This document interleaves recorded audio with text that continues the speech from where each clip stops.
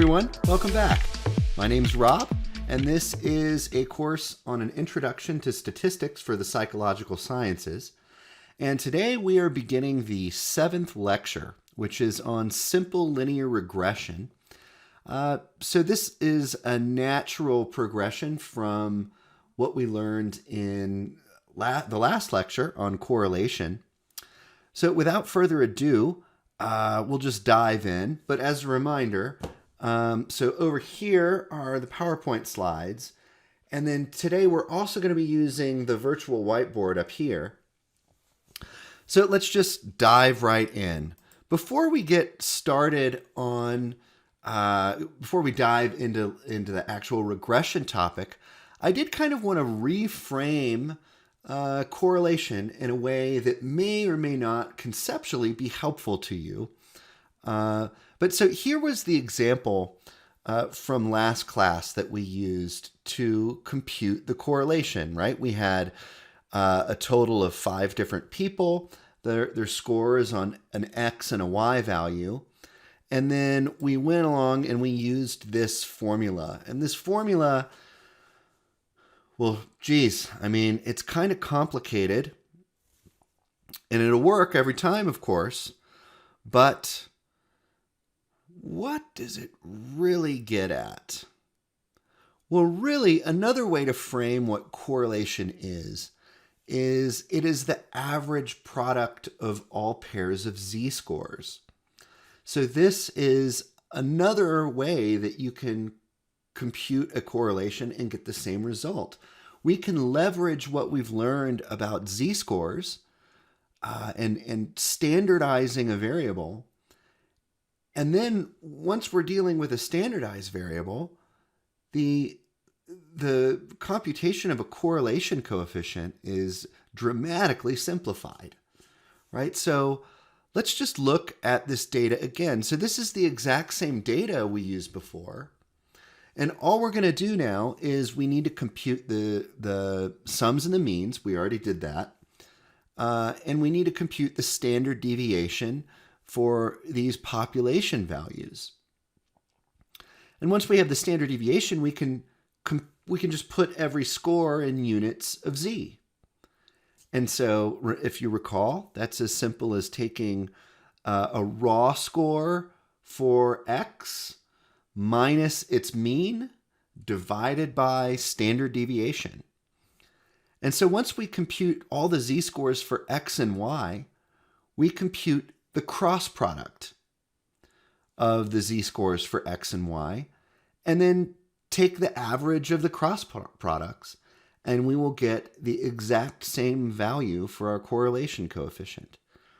So I just thought this was interesting because it is not presented in your book in this way, but this is a way we can kind of leverage our understanding of standard scores to dramatically simplify how we think about correlation. So again, a correlation is simply the average of the cross products of z and y, or of zx and zy. Okay, so let's get into simple linear regression. So essentially, regression and correlation are very closely related. At the most basic level, they both involve measuring the relationship between two variables, and they utilize the same type of data, which are essentially paired scores, meaning there's 2 measures per person, and both rely on similar assumptions. These measures need to be normally distributed and linear. And so the correlation coefficient tells us the strength and the direction and the effect size of that relationship. Regression just contextualizes it in terms of prediction. Regression is about predicting, right? So we can create a regression model that will leverage our understanding of the relationship between two variables and allow us to make predictions about variables. So, for example, we could predict what is y going to be for any value of x, given what we know about the relationship between x and y. So regression can give you a little bit more bang for your buck over correlation, because in addition to assessing the strength, direction, effect size, it provides you with a model that can be used to predict a person's score on y based on their score on x. So regression, again, is just kind of taking this relationship data and putting it in the context of prediction. And the way that we make these predictions is by using what's known as a regression line.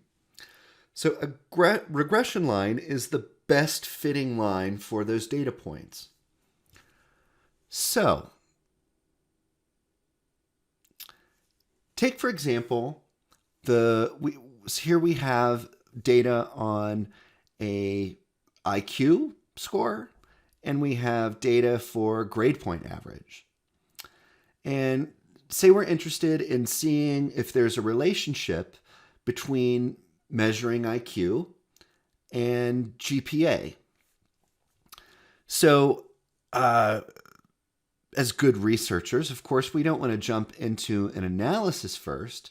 We want to graphically view our data. And so we create a scatter plot that relates these two variables, just like we did before. We'll put IQ on the x-axis and GPA on the y-axis. Now, why are we giving IQ x and GPA y? Well, in the context of regression, the y value is what you're trying to predict, and the x value is your predictor, right? So we're trying to predict grade point average from a person's IQ score.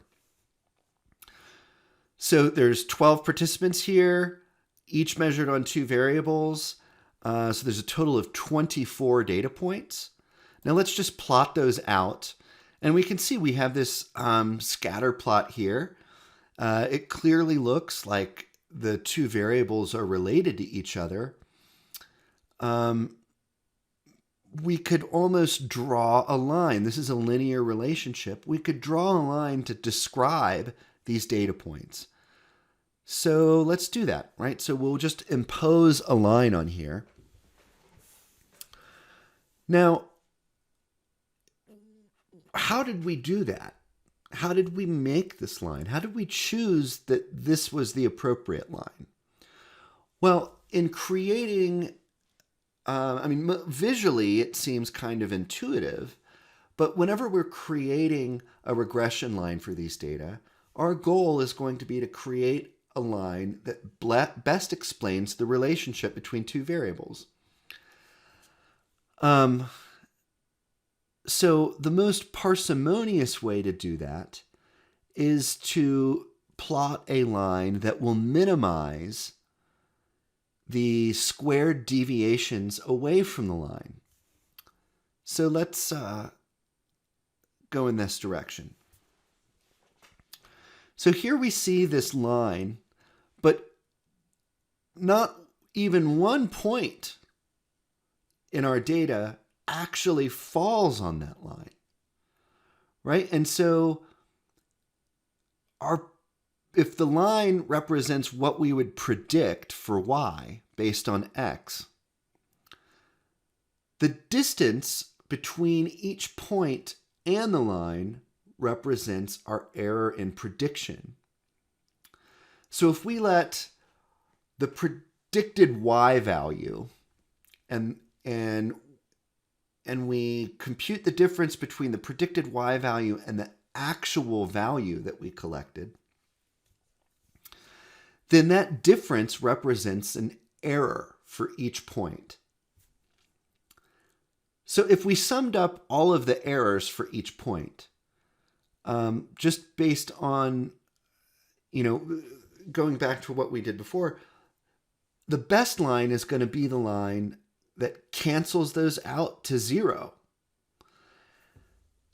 So we don't want it to cancel out to 0. We need a measure, right? Because, this is the property of the mean that we described before. So what we want to do is we want to construct a line that minimizes the prediction error. So again, the total error in prediction is, if we're just summing, is going to equal 0. So in other words, the best fitting line is the one that is where the errors above the line are going to cancel out the errors below the line. And so we encountered a similar situation when we were considering standard deviation, right? Measures of dispersion. And in order to overcome this feature, right, where they're going to cancel out, we basically squared the score. And what we squared to overcome the fact that there were positive and negative deviation scores that canceled each other out. So the same is going to happen here. And so what this line of best fit is called the least squares regression line. And what it is it is a prediction line that minimizes the total error of prediction according to the least squares criterion, which is essentially taking the sum of the squared differences of each point away from its mean. So for any linear relationship, there's only one line that will minimize the least square, the squared prediction errors. There's only one least squares regression line for each linear relationship. And so let's just look at what an example, like here's a line that is not a good fitting line, right? It doesn't minimize the errors in prediction. The error between point D and the line is pretty big. And so this is not going to be the line of best fit. But we can mathematically determine the line of best fit by simply finding this least squares regression line, which minimizes the squared deviation of each data point from the line. Okay, so how do we define a line? Well, you most likely remember this from high school. It was probably pre-algebra or algebra, maybe even earlier, where we basically we have to give it a slope and an intercept. So you'll recall that slope is simply rise over run. It is how angled the line is, right? And the intercept represents the value of y when x is 0. It's where the line will intersect with the y-axis.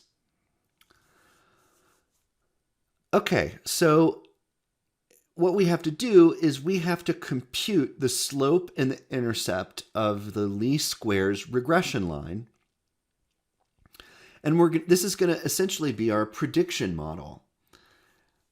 So the regression of y on x is going to be y hat, right? Now y hat, what's the hat?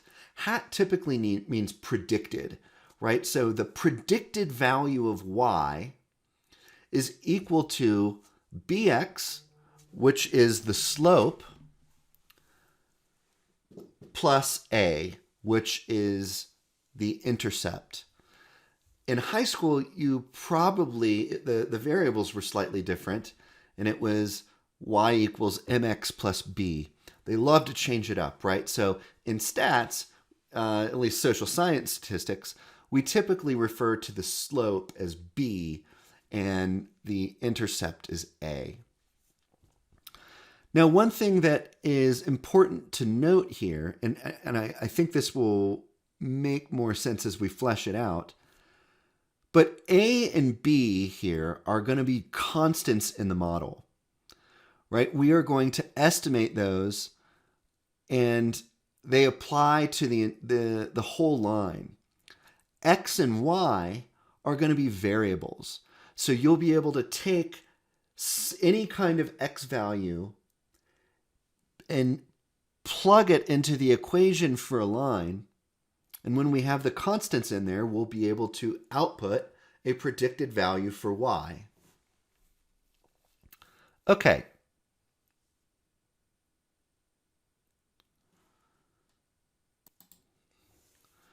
So again, just to reiterate, in correlation, it doesn't really matter which variable is X and which variable is Y. In regression, it does. We are typically going to be predicting a Y variable. And so Y represents the dependent variable, the outcome we're interested in, whereas X is the independent variable or the predictor variable.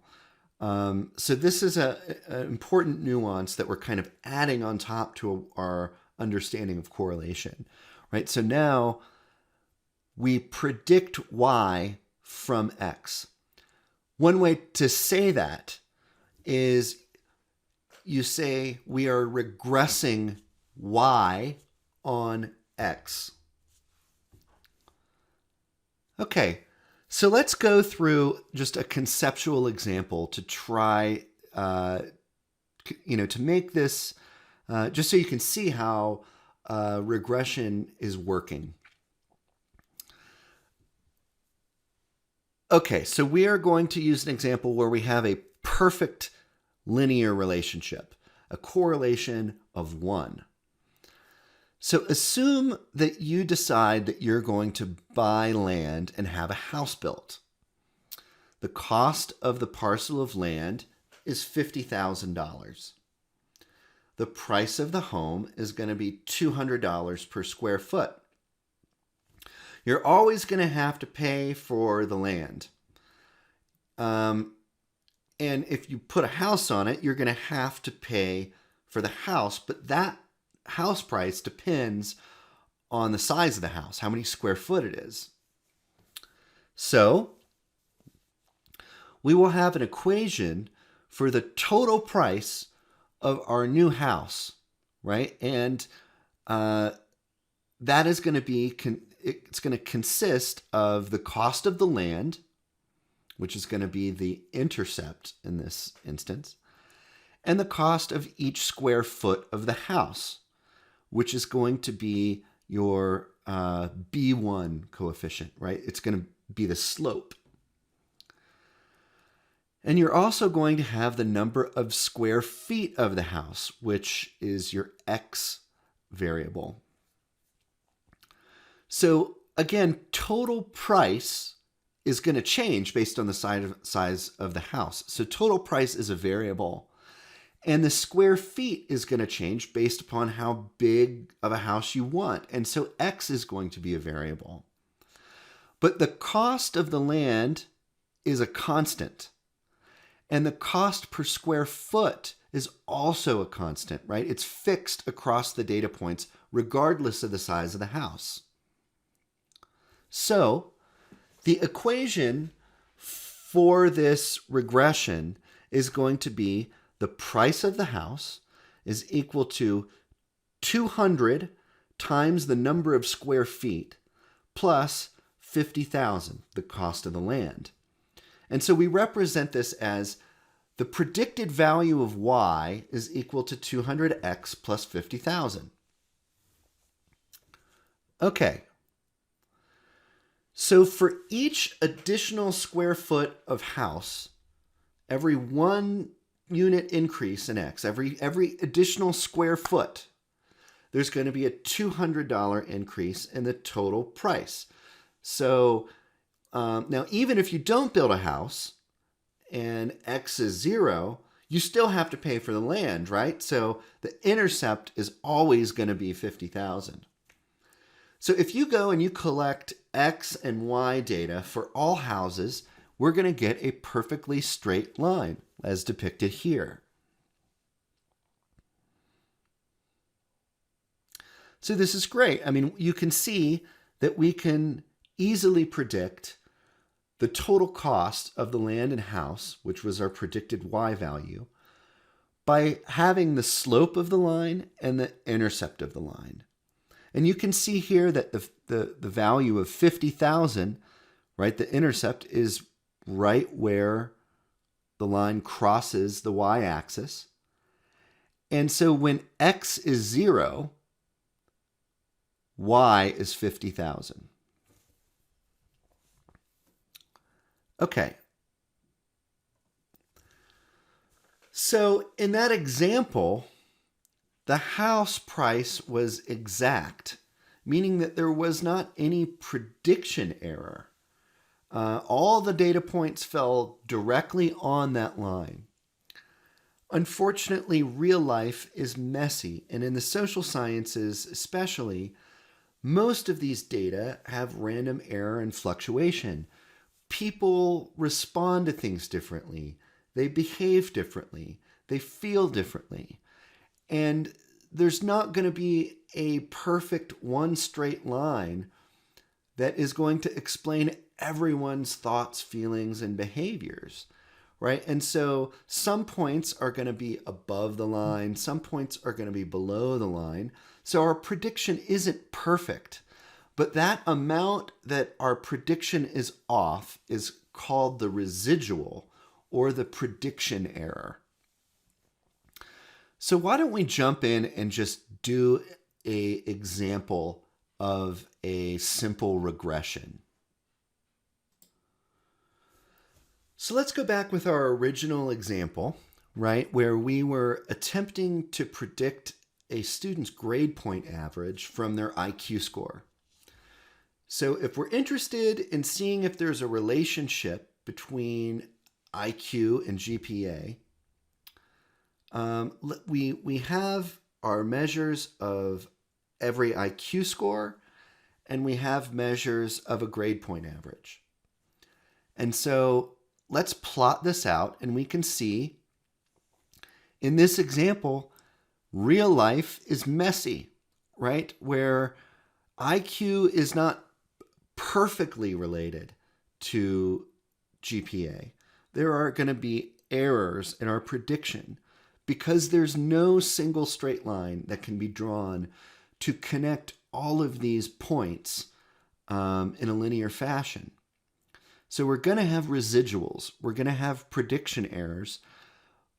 But this information that our line or the model that we establish provides us improves our ability to predict over and above no information.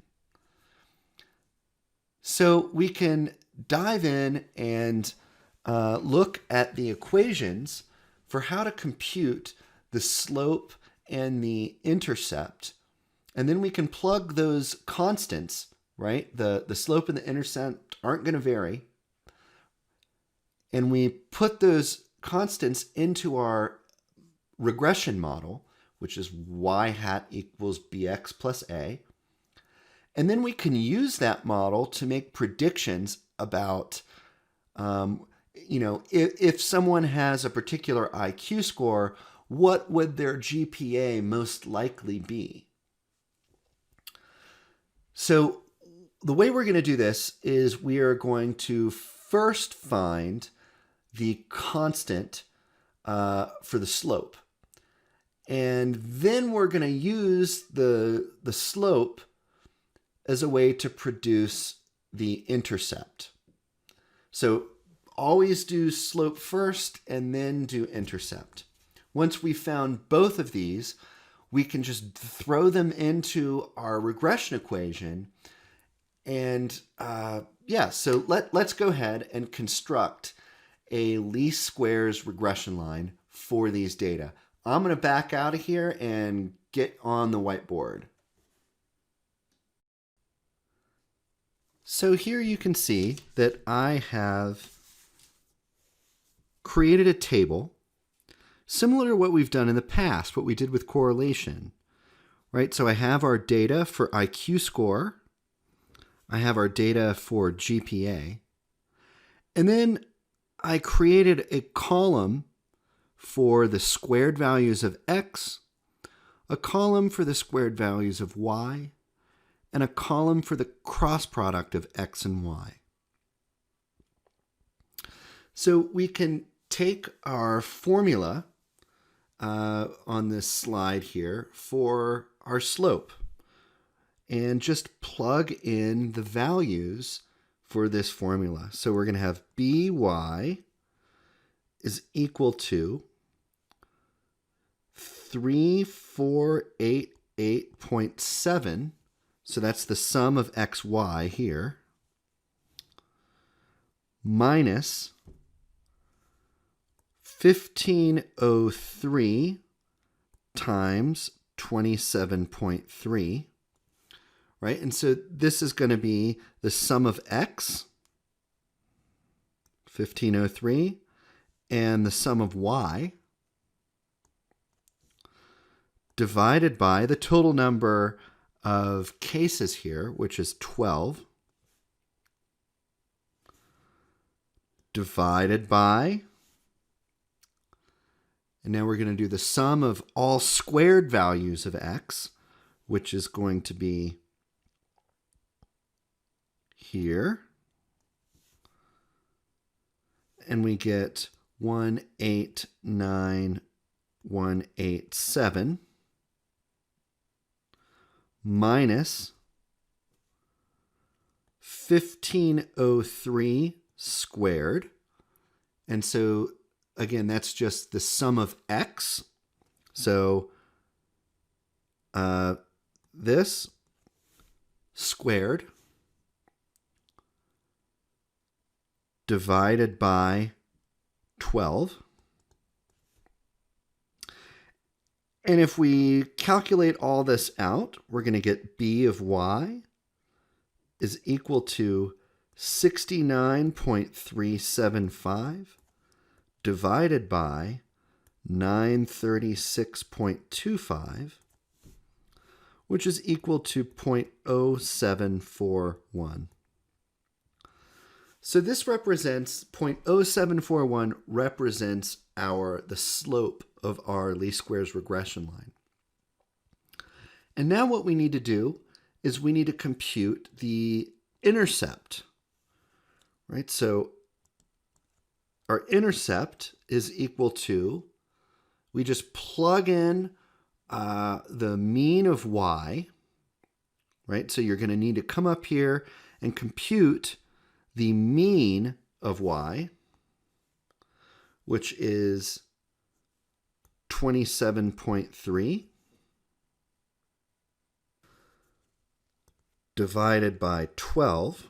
So I just took the sum, right, divided by the total number of values, minus 0.0741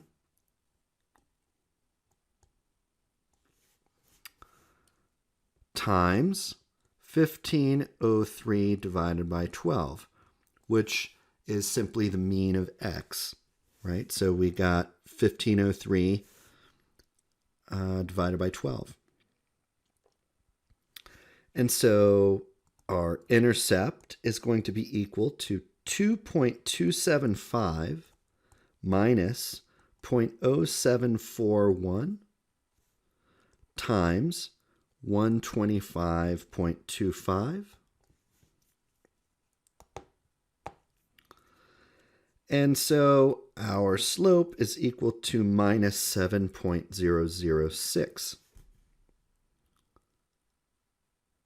Okay, so now that we have the slope and the intercept, we can create our least squares regression equation. So this is going to be the equation for our model. And this is y hat, or predicted value of y, is going to be equal to 0.0741 times x minus 7.006. So this is our least squares regression equation, the equation for the line that is of best fit. So now let's say, suppose you wanted to predict, let's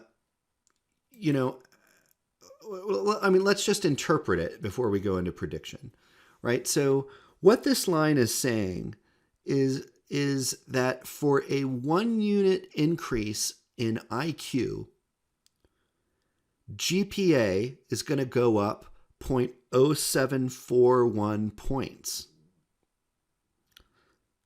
And so we can use this information to predict what a person will score with a particular IQ, right? What their GPA will be given their IQ. And so we would just plug in, like if we wanted to know what is the GPA of a person with an IQ of 120, right? We just put that value of the IQ and plug it in and solve for y. And so we would see that y hat is equal to 1.87. Okay, so clearly our prediction is not going to be a perfect prediction, right? There is error in our estimate. And so another metric that we might want to compute is, well, how much is our prediction off on average? Like how much confidence can we have in our prediction, right? So another way to say that is, despite the fact that our best guess is now not just the mean, it's the mean plus what we know about the relationship between x and y, right? The regression line represents our best estimate of y given on our knowledge of x. And any time we're using a regression model, particularly, we're going to have error, right? We're going to be slightly off, but our prediction is going to be better than if we didn't have this information, right? But the way that we can determine how much confidence to have in our prediction is to compute something called the standard error of the estimate. And so the standard error of the estimate quantifies the average deviation or the average error in our prediction.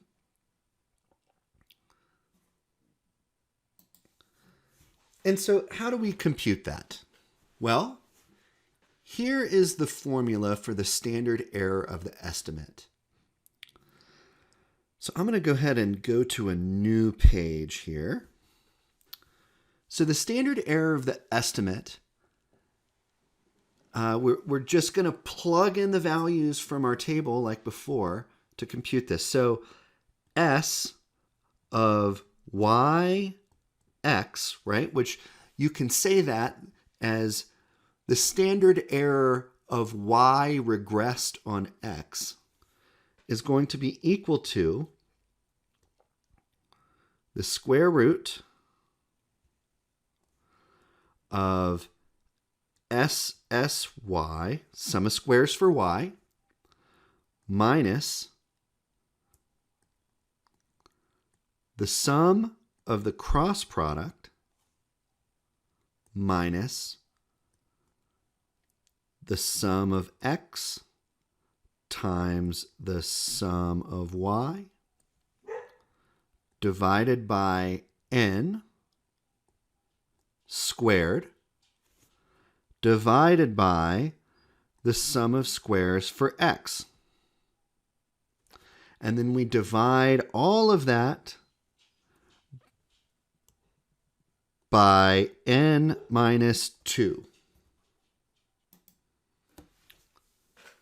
Okay, so clearly we need to have the sum of squares for our y variable and the sum of squares for our x variable, right? And just a reminder, so the sum of squares of x is going to be the sum of x squared minus the sum of x squared over n.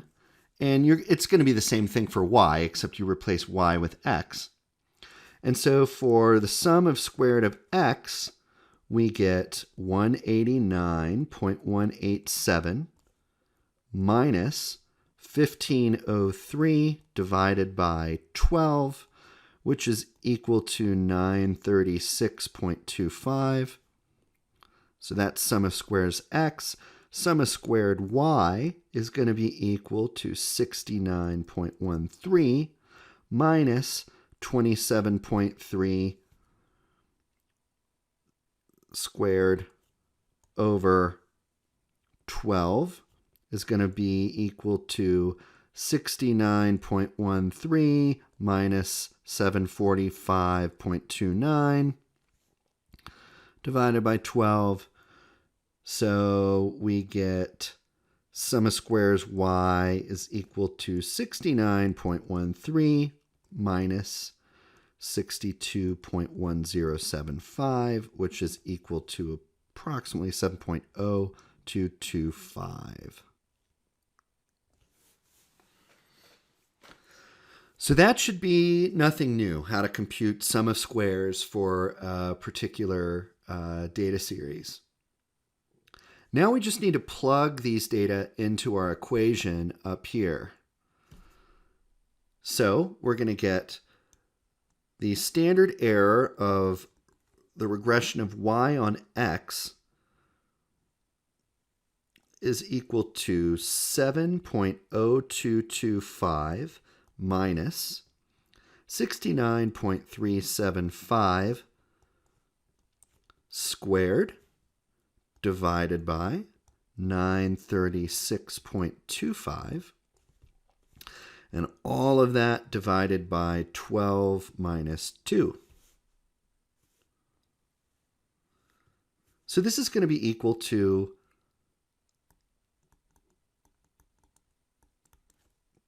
the square root of 7.0225 minus 5.1406 divided by 10.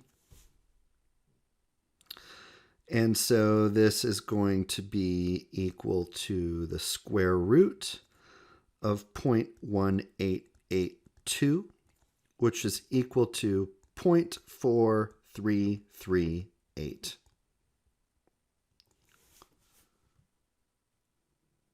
Okay.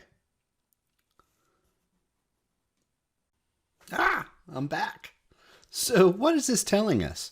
Well, the standard error of the estimate is telling us that whenever we're trying to predict y from x, in other words, whenever we're trying to predict GPA from IQ in this example, that the average amount of error in our prediction is 0.43, right? So you could say, you know, we predict some certain value, but we could be above or below that value by 0.43. Below 0.43 or above 0.43.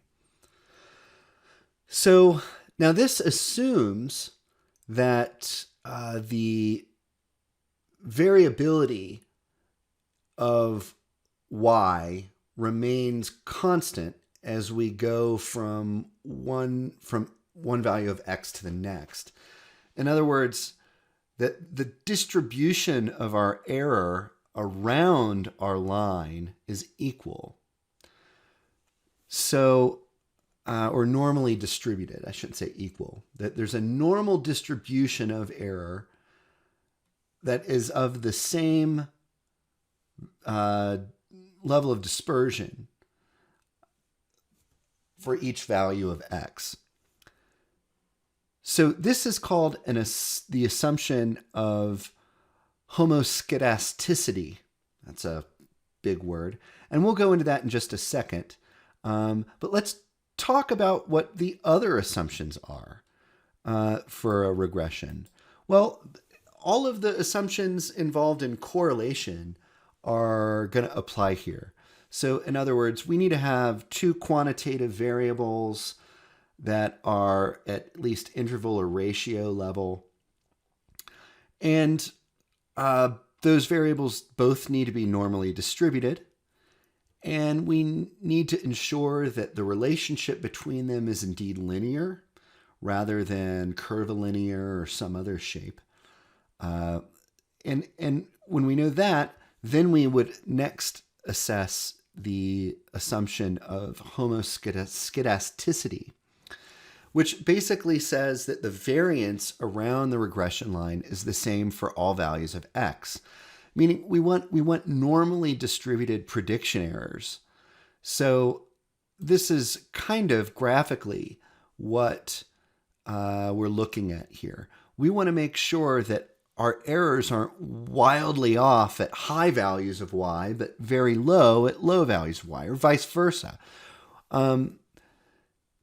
So the standard error of the estimate is it's a quantification of the errors of prediction. The larger its value, the more dispersion of these distributions around the regression line. And therefore, the less confidence we're going to have in our prediction.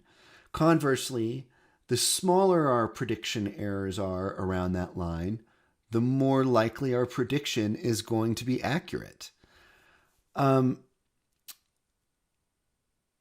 So we can still even be more quantitative about this estimate, right? So we can assume that the points of our around the regression line are normally distributed.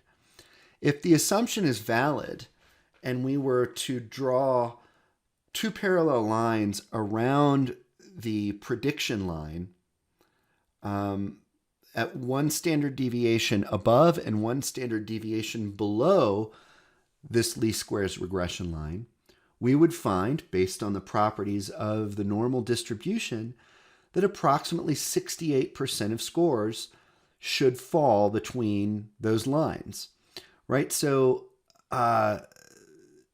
let's just go to the next slide here. So we can see that the errors in our estimate, that 68% of the time, they're going to be within +1 or -1 standard errors of the estimate. So thus far we've looked at what a distribution visually looks like whenever the prediction errors are normally distributed about the least squares regression line. But what does it look like whenever we cannot assume homoscedasticity?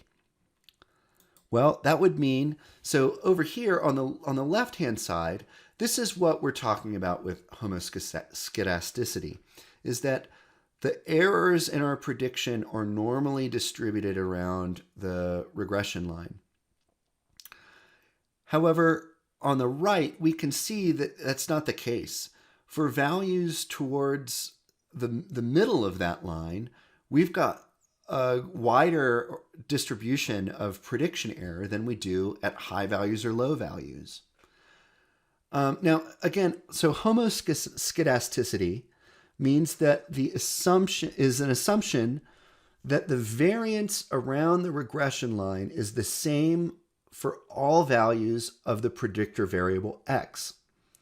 So this right-hand side, that plot shows a violation of this assumption. So you can see lower values on x, the points are very near the regression line. But for towards the middle and even in the higher values of x, there's much more variability. Now, this can be caused by, this is called homoscedasticity, meaning different, right? Hetero, different, right? So there's different levels of variability around the regression line. And so this can be caused by a number of different things. It can be caused by non-normality of one of the variables, or, you know,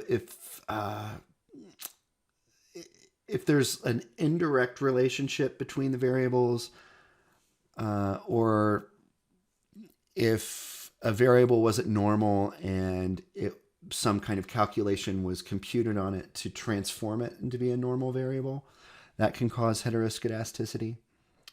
Now, it's important to underline that this assumption, if you violate homoscedasticity, that doesn't mean it's completely fatal to your analysis. It's just that your analysis is weakened. It's not necessarily invalidated.